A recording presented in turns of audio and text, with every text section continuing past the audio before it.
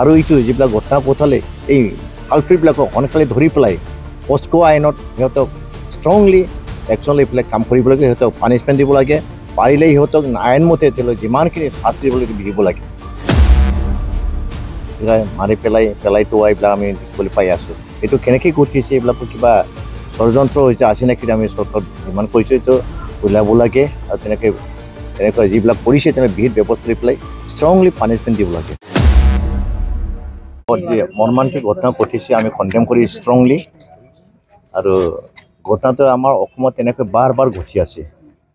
আমাৰ মানে নাবালিকা ছোৱালীবিলাকো তেনেকৈ ধৰ্ষণ কৰি মাৰি পেলোৱাইতো, আৰু তেনেকুৱাকৈ জেগাই মাৰি পেলাই তোৱা এইবিলাক আমি দেখিবলৈ পাই আছোঁ। এইটো কেনেকৈ ঘটিছে এইবিলাকৰ কিবা ষড়যন্ত্ৰ হৈছে আছে নেকি আমি চৰকাৰত যিমান কৰিছোঁ এইটো ওলাব লাগে আৰু তেনেকুৱা যিবিলাক কৰিছে তেনেকৈ বিহিত ব্যৱস্থা লৈ পেলাই ষ্ট্ৰংলি পানিছমেণ্ট দিব লাগে।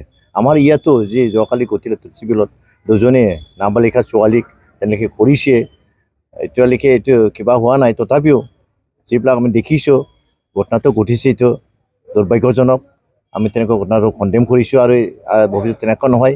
আমাৰ যিবিলাক ব্যক্তিবিলাকে কৰিছে আৰু তেওঁলোকৰ টেণ্ডেঞ্চি মানুহ থাকিলে মই সিহঁতক অনুৰোধ কৰিছোঁ সেইবিলাক ইয়াৰ পৰা মানে দূৰত থাকক।